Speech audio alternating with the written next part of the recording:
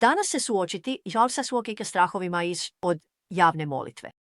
Ovdje je Jennifer LeClaire, osnivačica globalnog pokreta Awakening Prayer Hubs u Djilj 100 plus nacija. Nadamo se da ćete nam se pridružiti, odakle god bili, koji grad, koja nacija. Trebamo molitveni centar u vašem gradu. Možete nam se pridružiti na awakeningprayerhubs.com. Tamo vas čeka besplatan dar, samo za provjeru. Dakle, provjerite to. Kad prijenos završi, pobrinite se da vaša aplikacija bude postavljena za primanje obavijesti, jer želim danas početi podučavati o suočavanju sa strahovima od javne molitve. Čitam iz svog devocionala za zagovornike. Mara, sada puno objašnjavam, tako da mnogo toga što kažem nije u knjizi, ali ovo je samo naš okvir za današnje suočavanje sa strahovima od javne molitve. U Isusovo ime, zahvaljujem ti što si dobar. Nema Boga poput tebe. Ti nisi Bog koji nam daje duh straha, već snage, ljubavi i razboritosti. I zahvaljujem ti, Gospodine, da danas oslobađaš ljude od straha od javne molitve. I Gospodine, ako ovo nije probijeno, pomozi im danas da se opreme da pomognu drugima. Mladim ili sramežljivim zagovornicima. Strah ih drži vezanima. U Isusovo ime. Amen. Pa znate, 2. Timoteju 1.17, mislim da većina nas koji smo hodali s Gospodinom neko vrijeme razumijemo. Pismo kaže, jer Bog nam nije dao duh straha. Dakle, ako nam On to ne daje, odakle dolazi? Može li to biti neprijatelj naših molitava? Neprijatelj koji se boji naših izjava, naših dekreta. Neprijatelj koji se boji da ćemo vezati i razvezati. Neprijatelj koji se boji da ćemo razotkriti njegove zavjere, njegove planove, njegove spletke i razbiti ih snagom molitve potpomognute Duhom Svetim u ime Isusovo. Bog nam nije dao duh straha, već nam je dao duh sile, iste sile koja je podigla Krista iz mrtvih. Prebiva u tebi, prebiva u meni. Dao nam je duh ljubavi kako bi naše molitve bile djelotvorne. Hodamo u ljubavi jedni s drugima, hodamo u oprostu. Bog čuje naše molitve. I dao nam je zdrav razum, tako da kada nas neprijatelj napadne, te isprazne maštarije koje pušta protiv naše duše, bitka je u umu, neće se zadržati. Odbacit ćemo ih i srušiti. Dopustite mi da pročitam malo iz svoje pobožnosti. Još uvijek se sjećam kako me strah obuzimao svakog petka navečer. Zajednička molitva prije službe bila je obavezna za vođe u crkvi i bojao sam se svake minute toga. Žena Božja koja je vodila molitvu i bila je sila u duhu, pomazane. Bogu slaveće, đavla razbijajuće molitve, izvirale su iz ove žene, poput slave koja izviruje iz Isusa. Imala je određeni ritam, kadencu. Bilo je gotovo kao da pjeva svoje molitve, samo što nije. U svakom slučaju, znam da je to bila glazba za uši našeg Oca. Dopustite mi da samo ovo kažem. Znate, kada čujete ljude koji mole stvarno i elokventno ili stvarno snažno ili su očito pomazani, a ako niste oprezni, to vas može zastrašiti.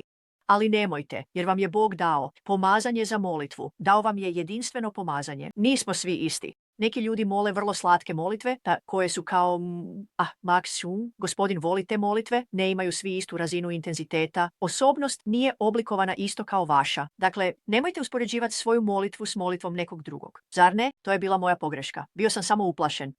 Doslovno sam imao duh straha u to vrijeme. Doslovno sam imao duh straha. Dopustite mi da nastavim. Znao sam kada će me pozvati na molitvu, pa inti sam učinio ono što bi svaki posrednik učinio. Izašao sam iz svetišta i sakrio se u kupaonici, dok služba nije počela. Da, stvarno. Bio sam previše uplašen da bi molio, a kamoli prorokovao. Borio sam se da platim, molim u javnosti. Postojala je prepreka. Zapravo to je bila blokada duše. To je bila prepreka duše. Bio je to strah. Imao sam duh straha. Sada ne morate, ja sam trebao oslobođenje. Sada ne morate imati duh straha u sebi koji vas čini pomalo sramežljivim kada je riječ o molitvi u javnosti. Ali možda imate duh straha koji vas napada. Ili možda samo trebate obnoviti svoj o tome tko ste u Kristu. U svakom slučaju, u konačnici, ovo je pitanje straha. Dopustite mi da nastavim čitati. Postoji mnogo vrsta strahova i fobija. Ako obično niste uplašeni u većini situacija, strah od ljudi vjerojatno je u korijenu vaše javne nesklonosti molitvi. Kažem vam posrednici, duhovni ratnici, stražari, proroci, morate se riješiti ovog straha od ljudi. Održao sam cijele tečajeve o tome, tako da se sada neću detaljno baviti time. Ali morate se riješiti straha od ljudi. Opasan je za vaš osobni život, za vaš molitveni život, za svaki aspekt vašeg života.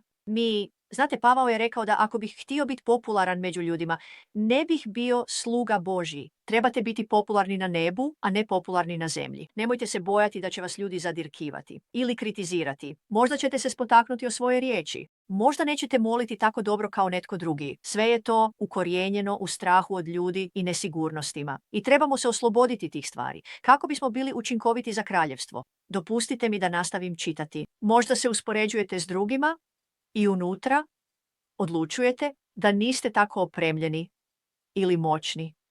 Sada slušajte. Moguće je da niste tako opremljeni.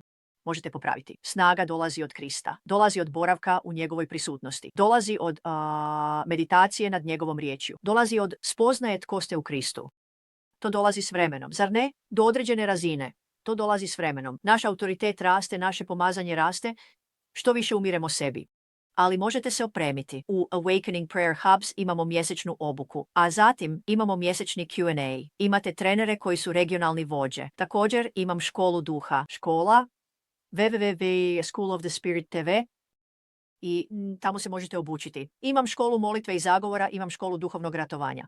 Snaga dolazi u mjerama tijekom vremena. Drugim riječima, sada imam snažniju molitvu nego kad sam počeo.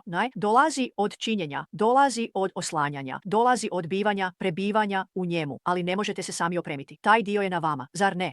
Dakle, dopustite mi da nastavim čitati. Možda ste zabrinuti da vas ljudi prosuđuju kao nedovoljne u zagovoru.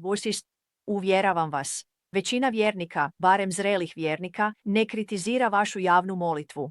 Kao što je Gospodin zatražio da vas oslobodi od straha od ljudi koji donosi zamku.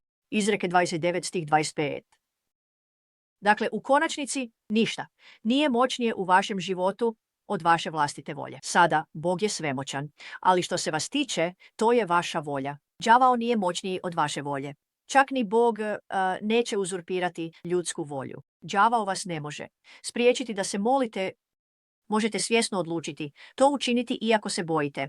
Možete donijeti odlučnu odluku da prihvatite moj savjet i provedete ga. Možete probiti ovu vezanost, ovu prepreku i ovu frustraciju snagom svoje volje. I znate, kada sam se bojala moliti javno, bila sam frustrirana sama sobom. Osuđivala bih sebe. Osjećala sam se glupo. Ne možeš se ni moliti. Što nije u redu s tobom? Otišla sam, sakrila se u kupaonici. Znala sam ritam ljudi. Znala sam da će ovaj moliti nakon onog, drugi će moliti. Znala sam kada su pri kraju. Mogla sam prepoznati njihove pokrete. Ljudi imaju navike u molitvi. I kad bi bilo pri kraju i iskrala bih se i svi su znali. Bilo je to svaki tjedan. Ipak sam dolazila na molitveni sastanak i na kraju sam uhvatila duh straha i na kraju sam probila prepreku. Želim moliti za vas. Želim vas podsjetiti. Posjetite awakeningprayerhubs.com. Možete otvoriti centar. Pridružite se postojećem centru. Nemamo centre u svakom gradu. I još, to je naša vizija. Mi smo crkve koje spašavaju duše, probuđene nacije i mi se trudimo. Molimo da nam se pridružite. Podignut ćemo vas. Bog vas ometati u pridruživanju, molitvi. Tada je Gospodin, ako vas on potiče, to je Gospodin. Ako vam neprijatelj govori, ne možeš, Bog neće. Molitva nije teška. Molitva je razgovor s Bogom. Zato molimo posjetite www.awakeningprayerhubs.com i obavezno se vratite sljedeći tjedan za još jedno Awakening Live, Awakening Wednesday, molitvu. Pomolimo se. Oče, u ime Isusa, Gospodine, pomozi nam prevladati svaki strah, tjeskobu i nesigurnost povezanu s javnom molitvom. Pomozi nam prestati se uspoređivati su drugim zagovornicima. Daj nam smjelost i hrabrost da izgovaramo snažne molitve u Tvoje ime, za Tvoju slavu. U Isusovo ime. Amen i amen. Bog vas blagoslovio. Neka vam dan